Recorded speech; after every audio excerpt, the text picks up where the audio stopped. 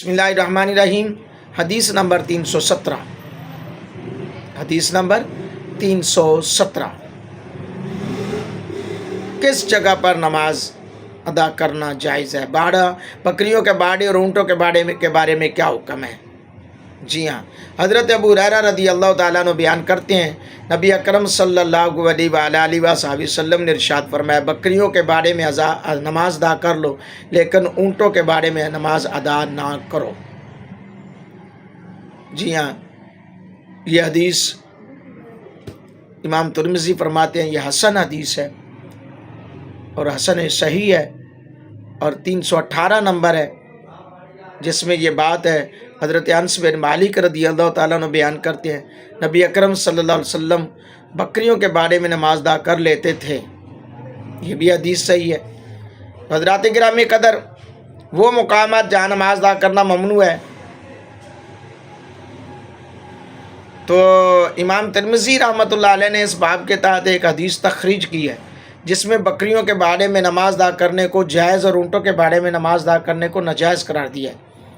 یہ مسئلہ ائمہ فقہا کے نزدیک متفقہ ہے کہ اونٹوں کے بارے میں نماز ادا کرنے سے ادا ہو جائے گی یا نہیں،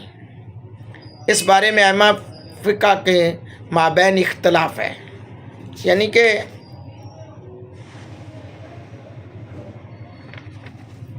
امام احمد بن حنبل کا موقف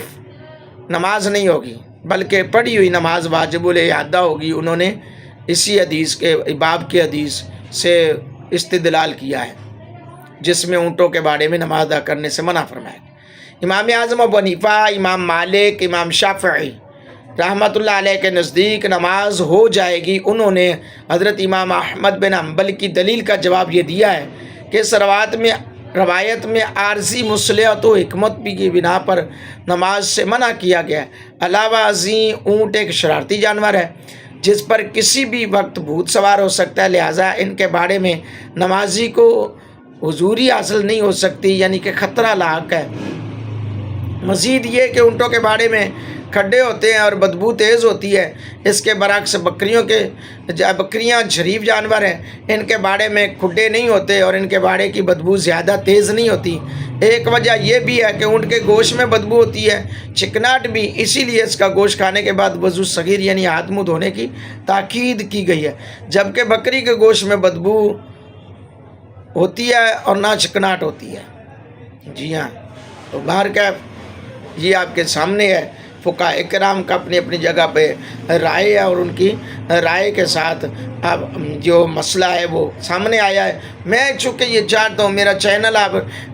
سبسکرائب کر کے دیکھیں، آپ پورا چینل دیکھیں، میرا یہ مقصد ہے آپ کو فقہاء کرام کی رائے دے کر، ایک ہی امام کی بات نہیں کروں گا، میں چاروں اماموں کی بات کر رہا ہوں اور چاروں کے بارے میں میں بتا رہا ہوں اور انشاءاللہ بتاتا رہوں گا کہ جہاں پر جس کا جو اختلاف ہے، جو اختلاف رائے اس نے رکھا ہے، وہ بھی میرا بیان کرنے کا مقصد یہ ہوتا ہے کہ ہماری عوام کو پتہ چلے کہ بھئی ایسے تو نہیں ہم پھر رہے، ہم کسی غلط اوڑ تو نہیں چاہ رہے، لیکن ایک بات ہے، فقہ کے اندر جو مقام امام اعظم ابو حنیفہ کو ہے وہ کسی کو نہیں ہے، جو فقہی مسائل میں یہ سارے مانتے ہیں۔